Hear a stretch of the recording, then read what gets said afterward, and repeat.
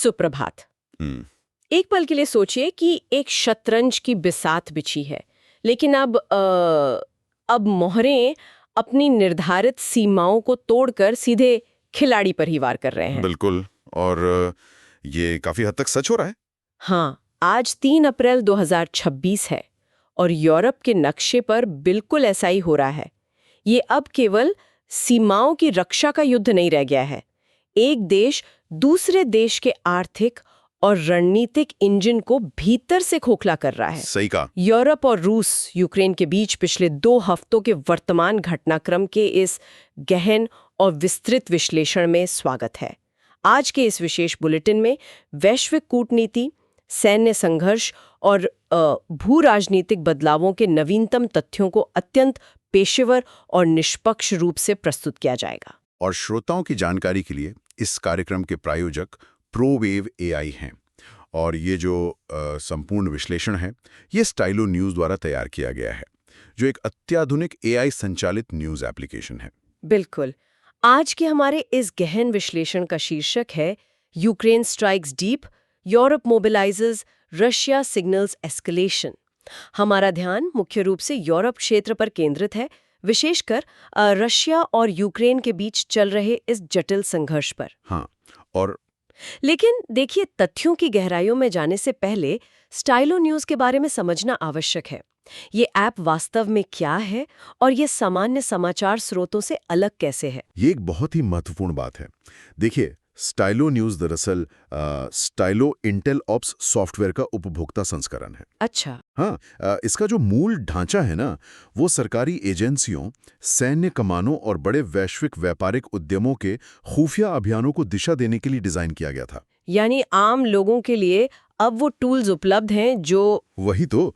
इसका सीधा सा अर्थ यह है कि इस विश्लेषण के माध्यम से वैश्विक निर्णय निर्माताओं द्वारा उपयोग किए जाने वाले सटीक उपकरणों और खुफिया डेटा तक आम पहुंच मिल रही है। और इसीलिए हमारे आज के विश्लेषण का जो मिशन है, वो भी बिल्कुल स्पष्ट है।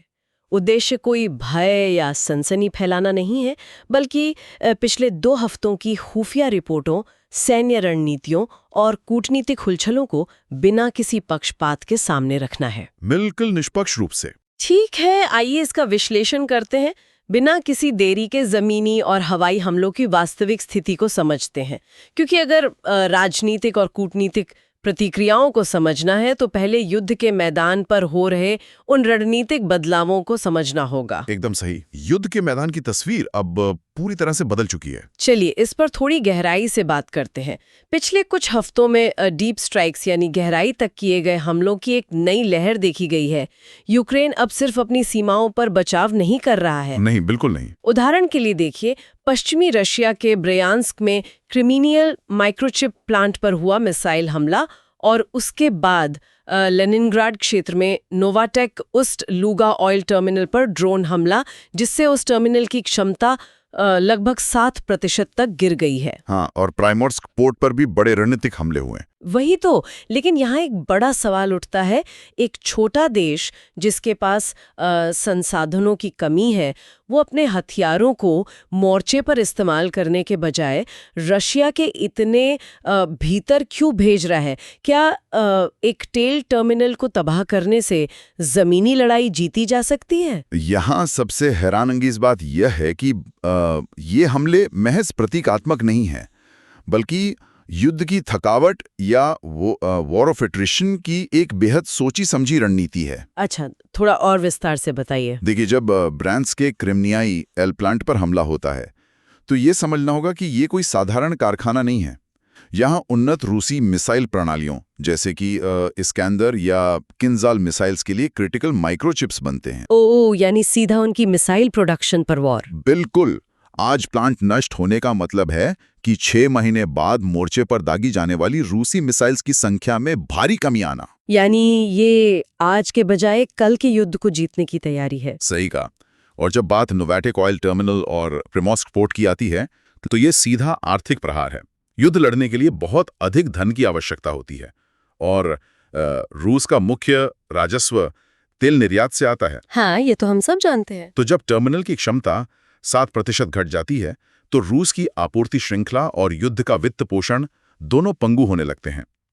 इसका एक और बड़ा असर ये होता है कि रूस को अपने हवाई रक्षा तंत्र को, जो पहले मोर्चे पर केंद्रित थे, उन्हें पीछे लाना पड़ता है। हाँ, उन्हें खींचकर अपने शहरों और बुनियादी ढांचे की सुरक्षा के लिए पीछे लाना पड़ता है, जिससे फ्रंट लाइन पर उनकी पकड़ कमजोर होती है। लेकिन इसके जवाब में रशिया भी तो हाथ पर हाथ धरे नहीं बैठा है। खुफिया रिपोर्टें स्पष्ट करती हैं कि रूस ने रणनीतिक बमवर्षक विमानों और शाहिद ड्रोन्स का उपयोग करके यूक्रेन के शहरों और ऊर्जा ग्रिड पर बड़े पैमाने पर जवाबी हमले किए हैं।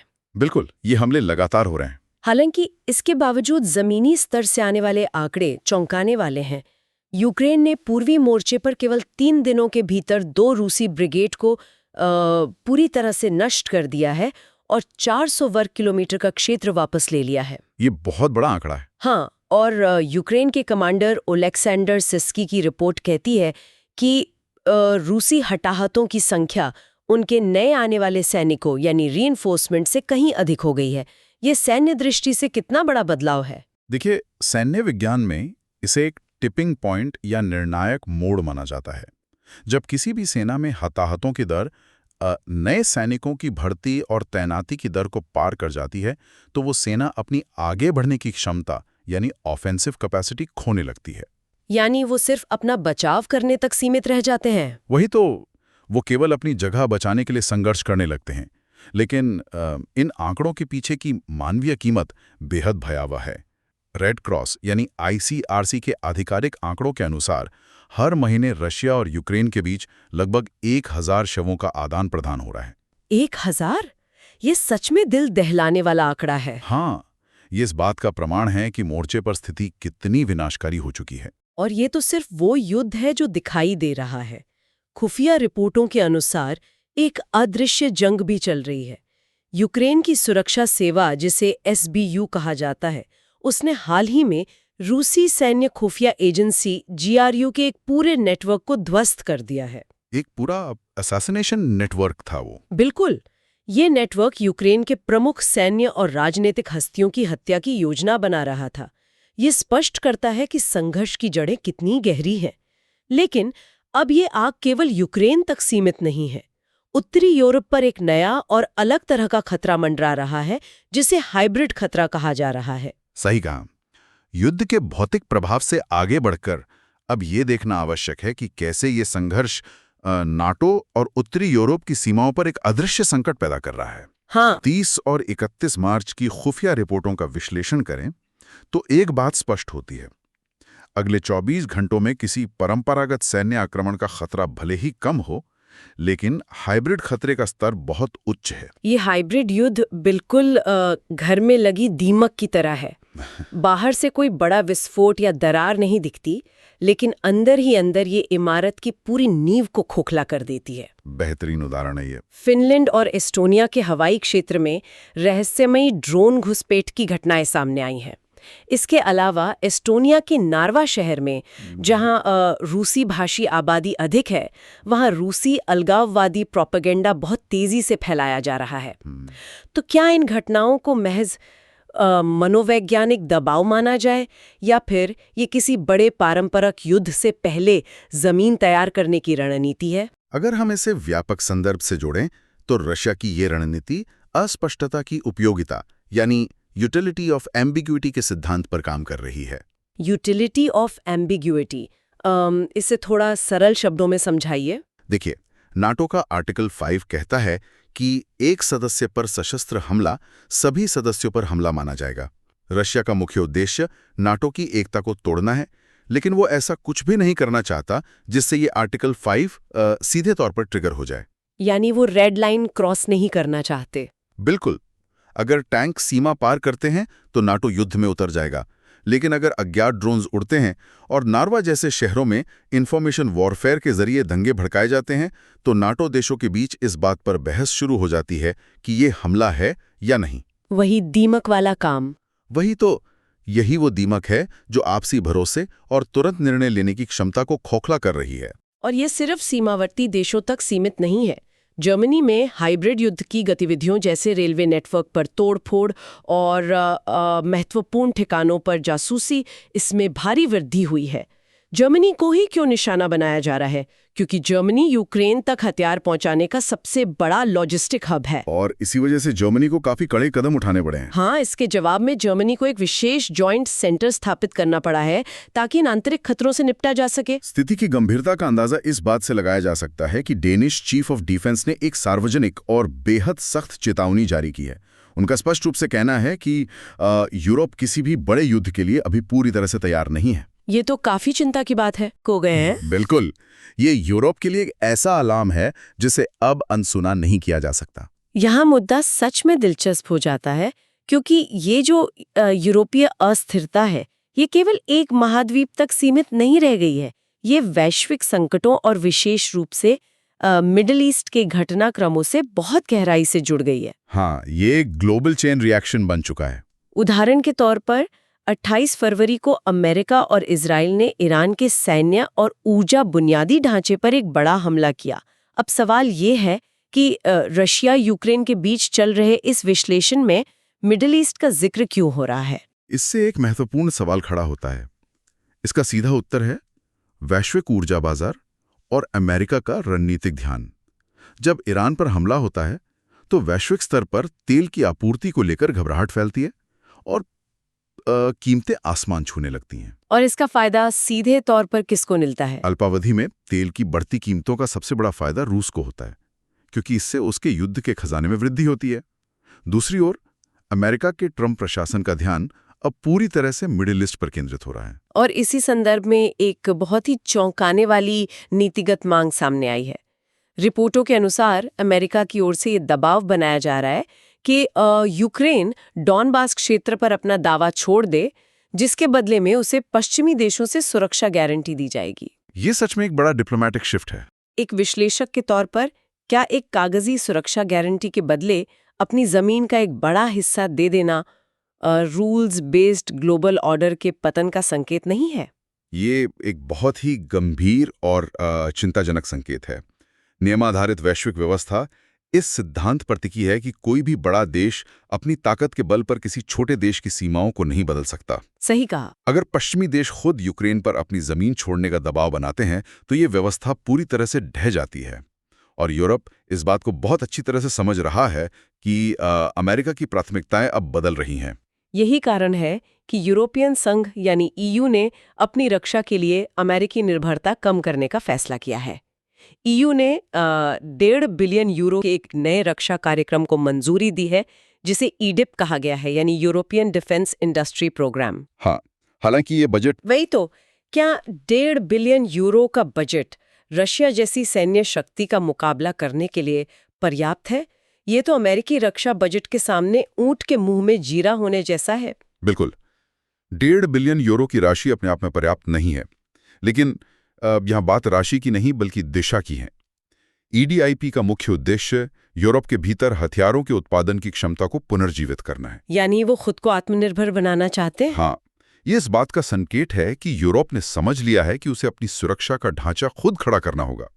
लेकिन ये रास्ता आसान नहीं है, क्योंकि पश्चिमी गठबंधन के अंदर भी गहरी राजनीतिक दरारें उभर कर सामने आ रही हैं। और ये दरारें बिल्कुल स्पष्ट रूप से दिखाई दे रही हैं।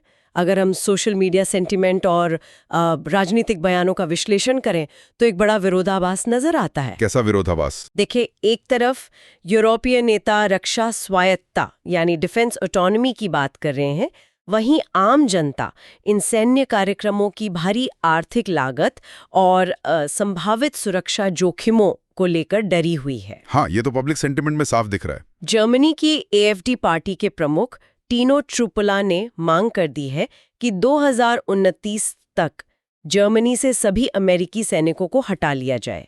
और दूसरी तरफ हंगरी के प्रधानमंत्री विक्टर ऑर्बान लगातार यूक्रेन के लिए ईयू के ऋण को ब्लॉक कर रहे हैं। वो तो रशिया को आक्रामक मानने से इनकार करते हैं। वही तो, जब गठबंधन के भीतर ही इतना वैचारिक मतभेद हो तो यूरोप एक साझा रक्षा नीति कैसे बना सकता है? यही नेटो और ईयू के लिए इस सदी की सबसे बड़ी चुनौती है।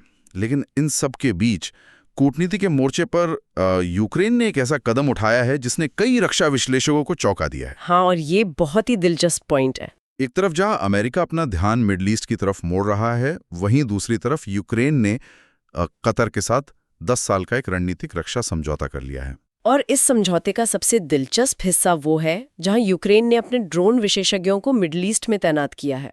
ये एक ऐसा अहम पल है जो पूरी स्थिति को पलट कर रख देता है। बिल्कुल। सोचिए, एक देश जो खुद युद्ध की विभीषिका झेल रहा है, वो ईरानी ड्रोन्स का मुकाबला करने के लिए मिडल ईस्ट में अपनी तकनीकी विशेषज्ञता निर्यात कर रहा है। ये कूटनीतिक और रणनीतिक रूप से एक बेहद शानदार कदम है। देखिए, रशिया यूक्रेन के खिलाफ जिन शाहिद ड्रोन्स का इस्तेमाल कर रहा है वे मूल रूप से ईरानी तकनीक है। सही कहा। यूक्रेन पिछले 2 सालों से इन ड्रोन्स को मार गिराने का अनुभव प्राप्त कर चुका है। अपनी इस विशेषज्ञता को मिडल ईस्ट भेजकर यूक्रेन न केवल अपने लिए नए सहयोगी बना रहा है, बल्कि वो दुनिया को ये संदेश भी दे रहा है कि वो केवल हथियारों का भिखारी नहीं है, बल्कि वो वैश्विक सुरक्षा में योगदान देने वाला एक तकनीकी रूप से उन्नत साझेदार बन चुका है। एकदम सही। तो इस सब का निष्कर्ष क्या है? इन सभी जटिल समीकरणों, युद्ध के मैदान की थकावट, हाइब्रिड खतरों के मंडराते बादलों और भू राजनीतिक गठबंधनों के टूटने और बनने के बीच कूटनीति और शांति वार्ता की वर्तमान स्थिति क्या है? क्या कूटनीतिक मेज पर कोई प्रगति हो रही है? यदि खुफिया रिपोर्टों और वर्तमान बयानों का आकलन किया जाए तो कूटनीतिक मोर्चा पूरी तरह से थप पड़ा है। शांति वार्ता रुकी हुई है। यानी कोई आगे बढ़ने का रास्ता नहीं दिख रहा।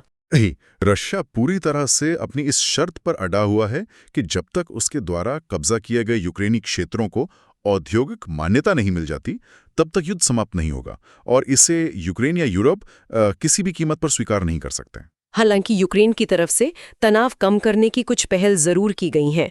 राष्ट्रपति ज़ेलेंस्की ने आगामी ऑर्थोडॉक्स ईस्टर, जो कि 16 अप्रैल के आसपास है, उसके दौरान एक युद्ध विराम यानी सीज फायर का प्रस्ताव रखा है। हाँ, ये एक बड़ा प्रस्ताव था। दोनों देशों के लिए ऑर्थोडॉक्स ईस्टर का सांस्कृतिक और धार्मिक महत्व बहुत गहरा है। इसके साथ ही उन्होंने ऊर्जा बुनियादी ढांचे पर दोनों तरफ से हो रहे हमलों को रोकने का भी प्रस्ताव दिया है। लेकिन इस पर रशिया का रवैया कैसा है? रशिया की ओर से कोई सकारात्मक संकेत नहीं मिला है, बल्कि खुफिया जानकारी यह है कि रशिया ऑस्ट्रिया की राजधानी वियना में अपने खुफिया हब का विस्तार कर रहा है। वियना में जासूसी नेटवर्क का विस्तार? हाँ। शांति वार्ता के प्रस्तावों के बीच इस तरह का कदम उठाना ये साफ दर्शाता है कि रशिया लंबी अवधि के हाइब्रिड युद्ध और यूरोप में अस्थिरता फैलाने की अपनी योजना पर कायम है। विश्लेषकों का इस पूरे परिदृश्य पर क्या अनुमान है?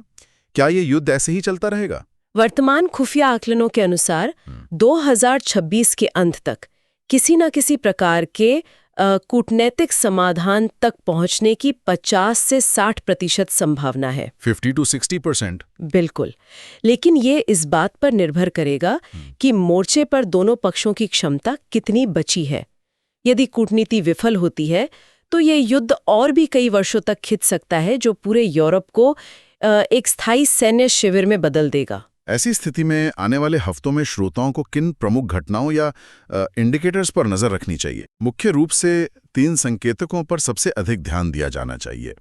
पहला, क्या 16 अप्रैल के ऑर्थोडॉक्स ईस्टर पर कोई युद्ध विराम लागू होगा या ये प्रस्ताव भी पिछले प्रस्तावों की तरह विफल हो जाएगा? ठीक है। और दूसरा, मिडिल ईस्ट में अमेरिका और ईरान के बीच बढ़ते तनाव का अंतिम परिणाम क्या होता है, क्योंकि ये सीधे तौर पर वैश्विक तेल की कीमतों को निर्धारित करेगा।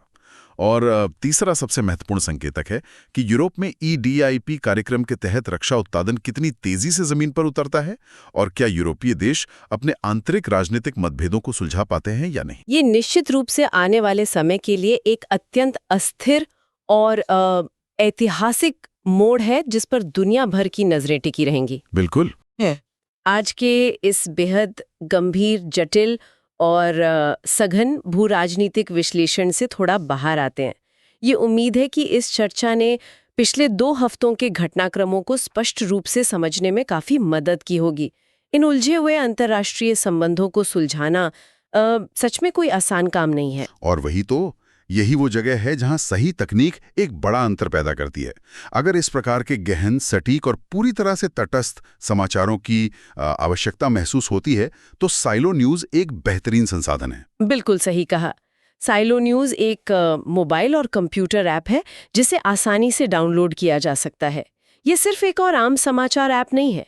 ये सैकड़ों पारंपरिक समाचार स्रोतों के साथ साथ एक्स, जिसे पहले ट्विटर कहा जाता था, ऐसे प्लेटफॉर्मों से विशाल डेटा को छांटकर बिल्कुल व्यक्तिगत खुफिया शैली के ब्रीफ्स तैयार करता है। हाँ, ये कस्टम इंटेलिजेंस ब्रीफ्स सच में बहुत उपयोगी है।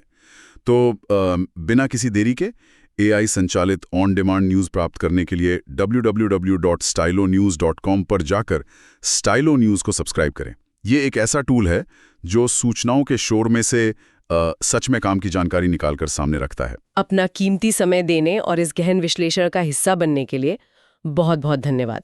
लेकिन देखिए, चर्चा समाप्त करने से पहले एक नए और उत्तेजक विचार पर थोड़ा गौर किया जाना चाहिए, जो शायद आने वाले दशकों का भविष्य तय करेगा। वो क्या है? जरा सोचिए, जब दुनिया का मुख्य सुरक्षा प्रदाता यानी अमेरिका अपना ध्यान और संसाधन यूरोप से हटाकर कहीं और केंद्रित कर रहा है, तो यूरोप में क्या होगा? ये एक बहुत ही गहरा सवाल है ना? क्या एक युद्ध परीक्षित, तकनीकी रूप से उन्नत यूक्रेन और एक नया तेजी से सैन्यीकृत होता हुआ यूरोप मिलकर वैश्विक सुरक्षा का एक बिल्कुल नया ढांचा तैयार करेंगे? क्या बाहरी मदद के बिना ये आत्मनिर्भरता यूरोप में एक नई और स्थायी शांति लेकर आएगी, या फिर ये एक ऐसी नई और खतरनाक हथियारों की दौड़ की शुरुआत करेगी जिसका अंत किसी को नहीं पता? मैं कहूँगा कि एक ऐसा ज्वलंत प्रश्न है जिसका उत्तर समय की कोख में छिपा है, लेकिन इसके शुरुआती संकेत आज के घटनाक्रमों में स्पष्ट देखे जा सकते हैं। बिल्कुल। भविष्य के गहन विश्लेषण के लिए विषयों के सुझाव जरूर साझा किए जाने चाहिए, और नवीनतम अपडेट्स के लिए अपने पसंदीदा सोशल मीडिया प्लेटफॉर्म पर स्टाइलो न्यूज़ को फॉलो करना ना भूलें। जल्द ही मिलेंगे एक नए विषय और एक नए गहन विश्लेषण के साथ। तब तक के लिए सुरक्षित रहें और जागरूक रहें।